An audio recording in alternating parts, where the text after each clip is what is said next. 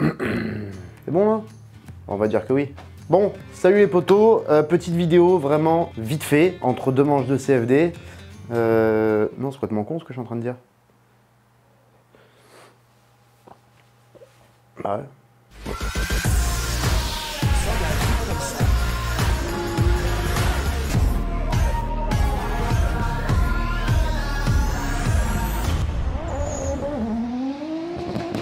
Salut les potos, j'espère que vous allez bien. Petite vidéo vraiment vite fait. En fait, vous posez la question souvent de qu'est-ce qu'on fait entre deux manches de championnat. Alors, t'as toute l'équipe mécanique qui s'occupe de la voiture. Nous, on essaye de s'occuper un peu des vidéos. Il y a les photographes qui gèrent leurs photos. Il y a Nams qui fait son petit montage parce que vous avez une petite vidéo à chaque fois maintenant après une manche de CFD. Puis nous, qu'est-ce qu'on fait? On fait des conneries déjà, par exemple. Et puis, on essaye de s'entraîner comme on peut, c'est-à-dire avec du virtuel. Alors, c'est un putain de long débat, les gars, je sais. Il y en a encore qui osent me dire que le virtuel, ça aide pas.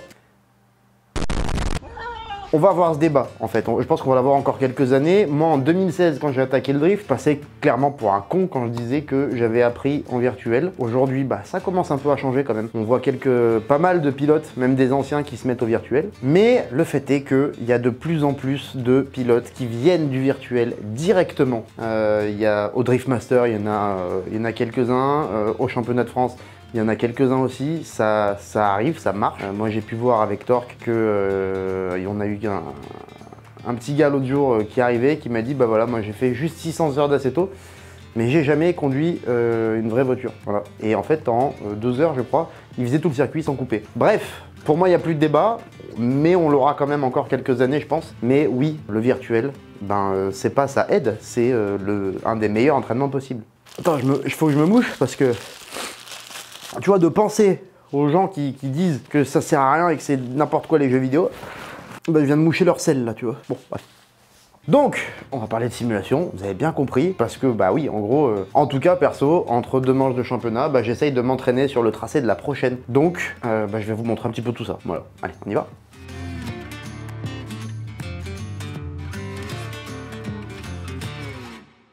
Bon, alors mon simu est là, oui, ça. Alors ça peut arriver aussi. De temps en temps, on peut essayer de faire du sport entre deux. Donc, le simu c'est là. Toujours mon cockpit Hoplite. C'est de la balle, franchement. J'ai jamais eu un truc aussi cool en fait.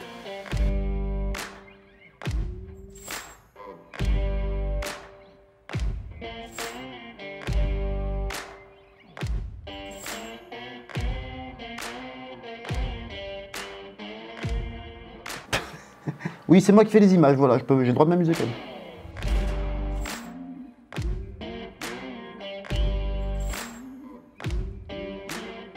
Oui, je roule en chaussettes parce que j'ai des pédales, les pédales de base là, c'est pas la folie. Il y a des pédales beaucoup mieux où quand tu freines, tu vois, c'est dur et tout. Là, c'est tout mou, sa mère, donc c'est difficile à doser. Voilà, c'est pour ça. Il y a des nouveaux qui arrivent. Oui, c'est ça en fait que je voulais vous dire, je voulais pas oublier. Il y a des nouveaux cockpits Hoplite qui arrivent. On va en parler très bientôt. Il y aura peut-être même des trucs de ouf en termes d'Assetto Corsa qui vont arriver niveau Switch. Bref, voilà. Je passe vite fait là-dessus, mais on va en reparler. Donc toujours le cockpit Hoplite. Alors ça, c'est mon chat. Voilà.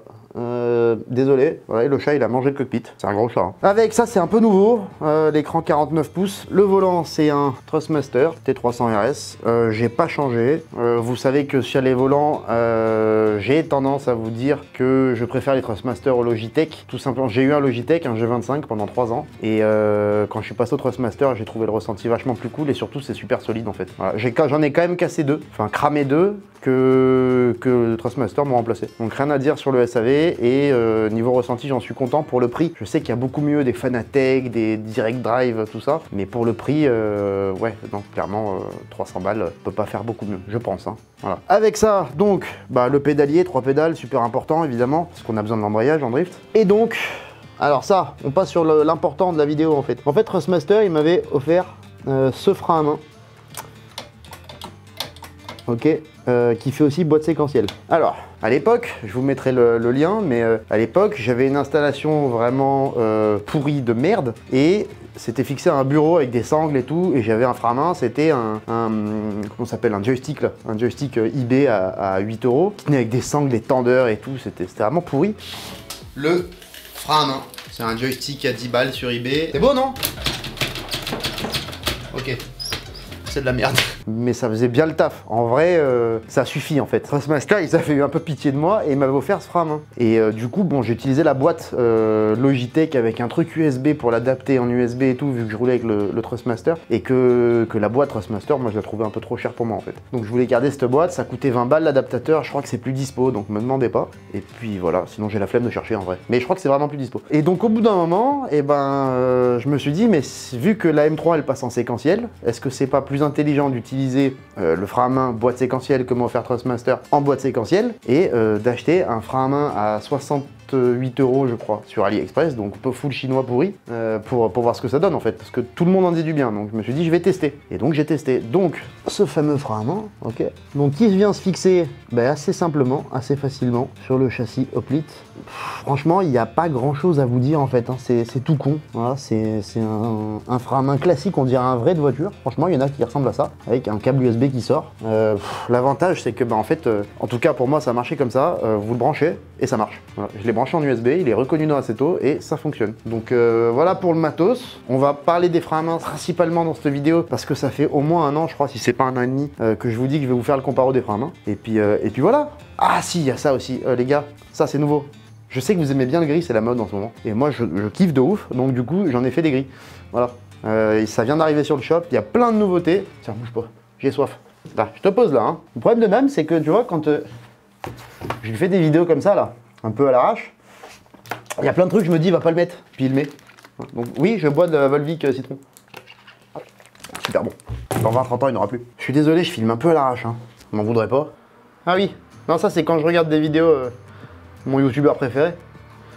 Et comme je suis un connard, je regarde des vidéos de mon youtubeur préféré, puis je suis pas abonné. À peu près comme 34% d'entre vous. Et du coup, je vais pas m'abonner. Non, je déconne. Allez, c'est bon, je m'abonne. Puis pensez à faire pareil, hein, parce que du coup, c'est dommage. Puis vous appuyez là, hop, toutes. Là, ça fait plaisir. Allez, donc, on n'était pas là-dessus. Oui, c'est le bordel. Voilà, je sais. Oh putain. Donc j'utilise le Content Manager. C'est un petit utilitaire qui est très pratique si vous l'avez pas. Je vous invite, ah oui, parce que vous avez posé plein de questions. Donc si vous n'avez pas le Content Manager, si vous savez pas ce que c'est, le Relay Motion, en fait on a un Discord. Il y a le lien dans la description. Venez sur le Discord, on va tout vous expliquer, ça va être cool. Il y a aussi la chaîne Twitch d'ailleurs où on fait du Wreckfest, du Assetto Corsa évidemment, du American Truck Simulator. En fait c'est chiant mais c'est rigolo. Et plein d'autres trucs, la switcher et tout. Bref, tu as tous les liens dans la description et notamment de Content Manager, des voitures Switch, des circuits, du CFD, etc. Parce que sinon vous allez tous me poser la question et je vais pas répondre. En fait si, mais dans longtemps. Après vous allez crier. Donc Content Manager en voiture, on va prendre la M3, hein, parce que c'est quand même plus pratique pour s'entraîner, c'est bien. Alors c'est pas la version la plus récente, il y en a d'autres qui arrivent, vous allez voir. Circuit, on va prendre Mérignac 2020 du coup, hein, puisqu'on n'a pas encore le 2021, forcément. On va mettre à quelle heure?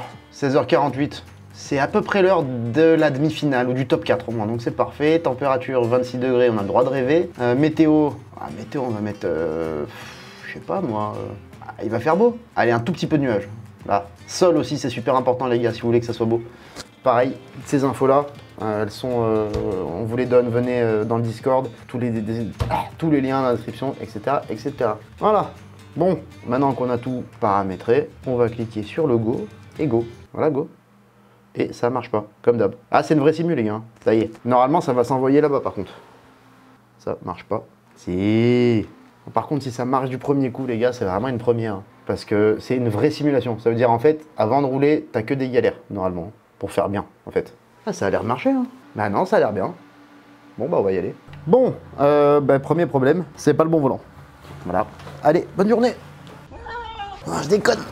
On va changer de volant. Alors ça c'est pratique par contre avec ces volants, c'est que tu peux rapidement changer de volant. Il y a une petite vis pour éviter qu'il se barre tout seul. Moi je l'ai pas mise pendant 6 mois et puis elle m'a saoulé. Parce que je suis chiant. Voilà.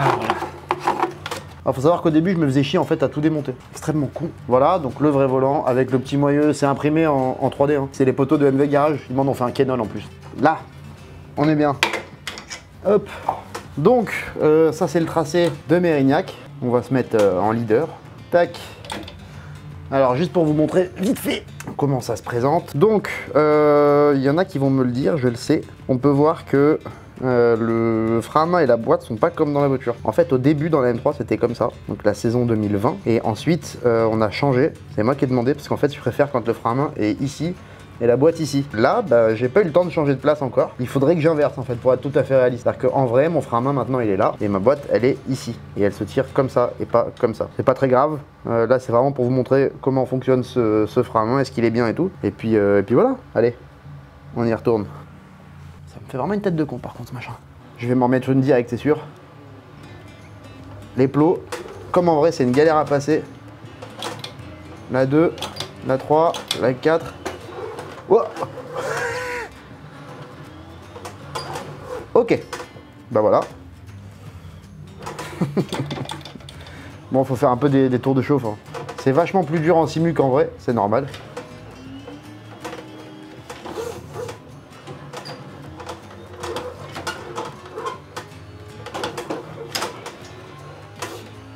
Le tracé est vraiment bien fait par contre. Ah, il y a le druide là, j'avais même pas vu. Alors, il y a un truc à savoir, c'est que quand on se remet à la simu après avoir roulé en vrai, on est forcément toujours très violent. Et en fait, on se rappelle pas qu'en simu, on n'a pas toutes les infos qui reviennent. Du coup, on a moins la sensation de vitesse et tout. Et c'est souvent n'importe quoi au début. Et en fait, pour moi, mon opinion, c'est que la simu, c'est plus dur qu'en vrai. Parce qu'on a tellement moins d'infos, on ressent pas la voiture dans le baquet. Le volant, il renvoie quand même des infos, mais c'est tout en fait. Il y a que le volant et le visuel. Alors moi, j'aime pas trop la VR parce que ça me saoule, ça me tient chaud. C'est pas assez joli pour moi, c'est pas assez propre, mais c'est vrai que c'est un petit peu plus immersif quand même et qu'il y a moins cet aspect, il n'y a pas besoin de se reprendre en main en fait quand on revient sur la simu. Alors souvent, voilà, c'est ça le problème de beaucoup de pilotes entre guillemets réels, c'est qu'en fait ils disent bah non c'est pas réaliste parce que vu que j'y arrive en vrai, c'est pas normal que là j'y arrive pas. Et en fait si, bah c'est juste ça en fait, c'est ce qu'on a dit tout à l'heure, c'est qu'en fait comme on n'a pas les infos, on sent rien, on n'a pas cette impression de vitesse, c'est tellement différent, on a tellement peu d'informations que bah en fait on est nul. C'est pas parce que c'est pas réaliste, c'est très réaliste, mais il faut un petit temps de réadaptation en fait. Allez.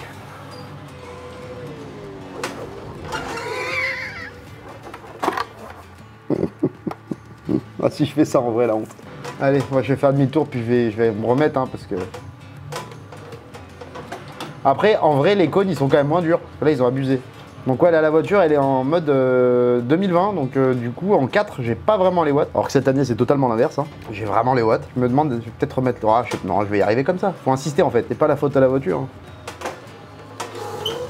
Oh, j'ai abusé.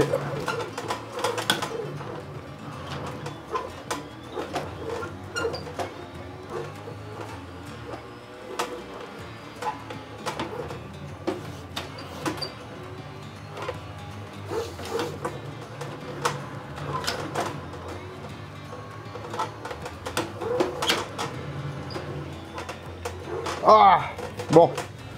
Alors, on peut voir que ça s'améliore quand même. Je dis pas que c'est beau, hein. Mais ça s'améliore. En fait, le tracé, il est vraiment très bien fait parce que c'est exactement ça. Il y a exactement les mêmes difficultés. C'est-à-dire que le déclenchement, bah, il y a 3 virages en un seul virage. Donc il commence très ouvert, ça se referme très fort. Il faut pas prendre la corde parce que sinon on est trop à l'intérieur et ça devient une galère et on est obligé de mettre du frein à main, du pied gauche et tout pour allonger. Et ensuite, ça s'ouvre à mort sur le clip 3.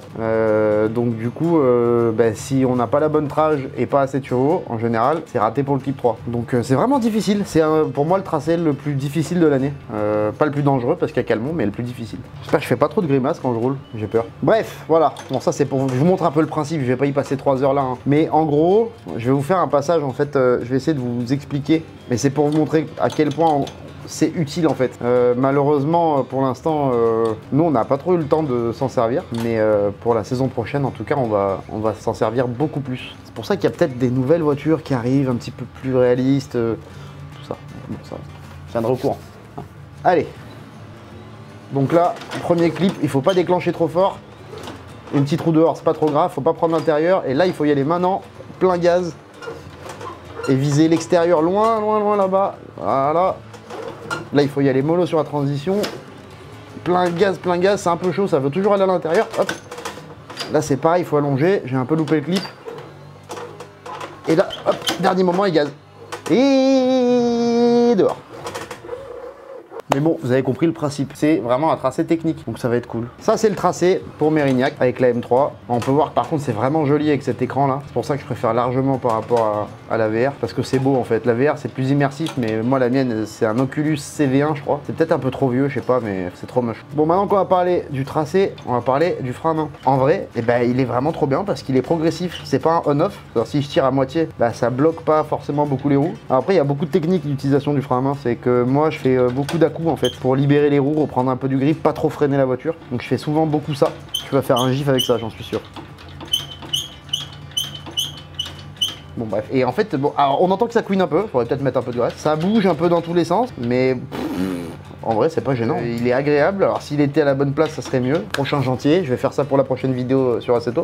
Il est quand même bien positionné parce que le châssis Hoplite, le cockpit il est bien fait, donc quand même bien positionné, mais voilà, il sera parfait comme en vrai. Il a l'air fiable, alors je vous dirai dans la durée, hein, mais tu le branches, il marche. Non, franchement, validez le frein à main, validez. Pour 60 €, bah ça vaut le coup. Alors le Thrustmaster il vaut le coup aussi, si vous voulez avoir une séquentielle et un frein à main, pourquoi pas. Moi je trouve qu'en séquentielle par contre ça fait super bien le boulot et ça, je crois pas que ça se trouve ailleurs. Maintenant niveau tarif, bah clairement le frein à main, si c'est que pour faire frein à main, ça vaut pas le coup parce que ça vaut plus de 200, 239 je crois. Et le AliExpress que je viens de vous montrer, il coûte 60 balles. Si c'est juste pour un frein à main, ça vaut pas le coup. Par contre, en boîte séquentielle, ça c'est indéniable, c'est génial. Et ça je pourrais pas trop m'en passer je pense. Maintenant que j'ai une vraie boîte séquentielle en vrai. Bon, alors voilà, pour une petite vidéo au calme, je voulais juste vous montrer comment on s'entraîne avec Assetto. Vous avez vu, hein, c'est pas facile. Là, ça fait longtemps que j'avais pas touché. Il faut s'y remettre un petit peu, il faut insister. Et encore une fois, bah, souvent, les drifters réels, ils ont ce réflexe de dire, mais moi j'y arrive très bien en vrai, donc si là j'y arrive pas, c'est que c'est pas réaliste en fait. Et c'est totalement faux. En fait, il faut juste apprendre à rouler sans avoir les informations qu'elle t'envoie la voiture en vrai. Et c'est ça qui est dur. Hein. C'est vraiment dur, il faut se remettre dedans. Et à chaque fois, il faut faire un petit effort. À côté de ça, il y a des mecs qui sont ultra forts en France en virtuel. Et à chaque fois qu'il y en a un qui a pris une voiture, bah, il est très bon. Très très bon. La première voiture que j'ai conduite de drift, c'était la S13 jaune de Mike Hoffman. J'avais jamais fait de drift avant. Par contre, j'avais 800 heures sur Assetto Corsa et c'était en 2015, je crois, à Vatry. Et puis j'ai réussi à faire un tour complet au premier et au deuxième tour, quoi. Pas parce que j'étais surdoué, hein, parce que j'avais 800 heures sur Assetto. Et que 800 heures sur Assetto, eh ben, vous pourrez jamais les faire en vrai. Que 800 heures de drift en vrai, ça coûte tellement cher qu'en fait, dépenser de l'argent pour un volant, un ordinateur, un cockpit comme là, ça reste une somme, on est d'accord. Je pense qu'il faut bien 2500, 3000 €. Après moi au début j'avais juste un truc à 9 balles, sanglé, un bureau. Hein. Mais pour faire un truc propre, 2500, 3000 balles, si vous allez faire, allez, au bout de 20 heures, c'est largement rentabilisé puisque une journée de drift, sans payer la voiture, ça vous coûte au moins 1000 €. Voilà. Donc ouais, c'est vite réglé en fait. Hein. Donc voilà ce que j'avais à vous dire sur Assetto Corsa, sur ce petit frein à main. N'oubliez pas qu'il y a les liens des voitures Switch qui sont sur le site switchriders.com dans la partie j'ai oublié le nom, Virtual Drift, je sais plus.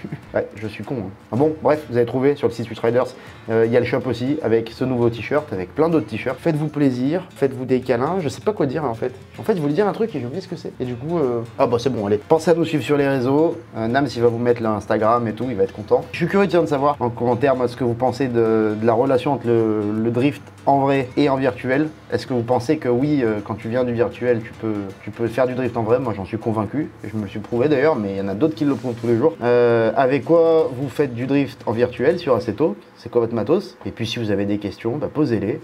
Et puis moi je vais vous laisser avec 2 petites photos. Vous voyez, ça va faire très plaisir à nos amis Cafon et Prep. Je vous laisse avec ça, beaucoup de bisous et à bientôt. Allez, au revoir. La bise à Tata Suzanne et amusez-vous bien. Ciao.